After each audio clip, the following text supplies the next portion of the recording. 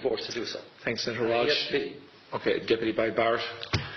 Ambassador, I will say frankly, I'm one of the people who thinks you should be expelled from this country, and I believe that that's nothing to do with you personally. It's to do with the policies of your state.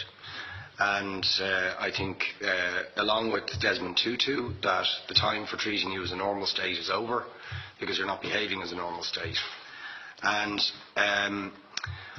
I just want to ask you questions, really, in relation to that contention. And I would just say, for the record, it certainly isn't motivated by anti-Semitism in my case. I mean, for example, when disgraceful attempts were being made to downplay the horrors of the Holocaust by people like David Irving, I brought a Jewish Auschwitz survivor to this city to organise meetings and get her on national television to remind the Irish people about the horrors of the Holocaust. And I would do so again if anybody tried to downplay the horrors of what were done to the Jewish people. But it is precisely because I'm opposed to racism that I oppose what your state is doing and what it stands for. So I just want to ask you a few questions in relation to that. And I should also say, by the way, I lived for a year on Moshav Neot Hakikar in the Dead Sea in 1987, 2 weeks before the first Intifada broke out. That leads me to my first question. You have tried to cover over what you have done, the killings of innocent people in Gaza on 3 separate occasions over recent years, the seizure of Palestinian land and so on, by attacking Hamas. Now, why don't you just admit that Hamas didn't exist when the first Intifada took place? They didn't set up an armed wing until the early 1990s. And that there was a reason that PLO were in Tunis at the time, exiled, effectively not present. But the ordinary Palestinians rose up because you denied them basic rights. I lived there. It was apartheid. It was racism. It was endemic. It was rotten. Absolutely, I was shocked within weeks of living there to see how you treated Palestinian people. And isn't it the fact that the law of return, which is the basic law of the Israeli state, is a racist apartheid law because it confers rights on Jews that it denies to Palestinians? It allows, for example, if I was Jewish and had never stepped foot in Israel, I could claim citizenship there tomorrow, but 6 million people whose origins are in what you now call Israel, who were forced out in 1947 or 48, do not have that right. Isn't that part of the reason why the Palestinians are in dispute with Israelis?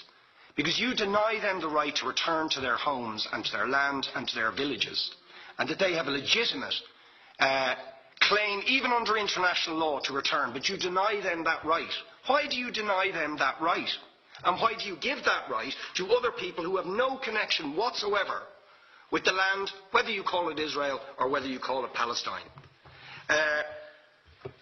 Why do you continue to seize land, if you're serious about Oslo and the two-state solution? Why do you continue to seize land, which under that agreement is land designated to be Palestinian land? 500,000 people, most of which has taken place since Oslo. You allow that to happen. Why do you allow it to happen if you're serious about giving this land to the Palestinians? It's absolutely extraordinary. And it just, are you not just taking us, Ambassador, for idiots? That you can say with a straight face, we're serious about peace, but while we're serious about peace, we're going to seize Palestinian land. And you expect the Palestinians to just sit back and do nothing about that. And the world to accept that that is an acceptable way to behave. And you asked earlier on, could we have some constructive solutions? Now you know what the Palestinian people have been asking for. Far less even than some people would ask for. Because I believe the whole apartheid system should be dismantled. But what they've asked for is to lift the siege of Gaza. Just to lift the siege of Gaza. Let them have an airport. Let them have ports. Let them not be dictated to by a government for whom they do not vote as to what can go in and out of their territories, whether they will have power, whether they will have clean water, whether they will have medicine. What makes you think you're allowed to have nuclear weapons and the fourth biggest army in the world and visit destruction on the people of Gaza But they have no right to defend themselves. They have no territorial sovereignty over that land. Would you ask questions, please? How do you justify that? Yeah. All right. How do you justify those double standards? And very lastly, Ambassador, people like Bishop Tutu, Nelson Mandela, and I would certainly describe your state as a apartheid state, with different laws for people depending on their race or religion. Now, isn't that just the case?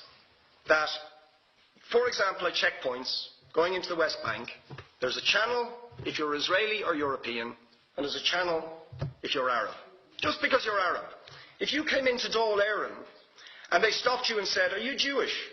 "Oh no, sir, you can't come in through the same entrance as Irish people or European people because you're Jewish," you would call that racism and apartheid. But yet, you practice that with your checkpoints and your military barriers and your apartheid wall. How can you justify that? All right, thank you. Last